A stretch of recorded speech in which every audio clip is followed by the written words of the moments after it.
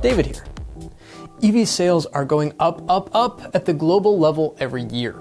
Sales of EVs globally hit the 6.6 million mark in 2021, representing roughly 9% of global car sales in that year. For context, that's about double the approximately 3 million EVs sold in 2020 and triple the roughly 2.2 million units sold in 2019. Now keep in mind that the US represents a rather small piece of the EV sales pie in this context. Last year, 85% of EVs sold globally were delivered to customers in either mainland China or Europe. 3.2 million EVs were sold in mainland China, accounting for 15% of all new cars sold, and 2.3 million EVs were sold in Europe, accounting for 19% of new cars. In comparison, while demand is growing, just 4% of new cars sold in the US in 2021 were EVs, or about 535,000 units.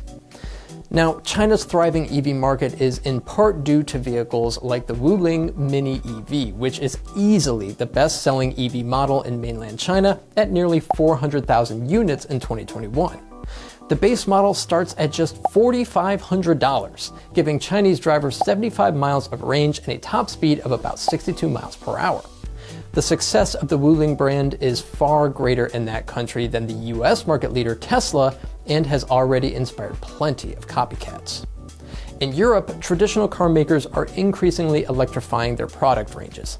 The Tesla Model 3 was the best-selling electric car in Europe in 2021, but Volkswagen Group was the leading manufacturer of electric vehicles, and several models from Audi, Skoda, and Volkswagen grabbed decent sales share themselves. Here in the US, Tesla continues to dominate EV sales with an estimated share of somewhere between 60 and 66%, depending on your source. Consumer interest might just be a bed of glowing coals now, but pickup trucks are expected to be the lighter fluid the US market needs to turn these coals into a roaring fire. Rivian was first to deliver at the end of 2021, while Ford and GM have had strong interest shown in their F-150 Lightning and GMC Hummer pickup, respectively. EV manufacturers are banking on this growing demand and are putting their chips on the table. In fact, according to a recent analysis of the market by StockApps.com, the current offer of EVs in the US will more than double by not 2030, not 2028, 2024. That's 2 short years away. Americans will be able to choose from 134 different models by then. While most production has focused on sedans so far, this analysis also shows we can expect to see a shift towards trucks and SUVs.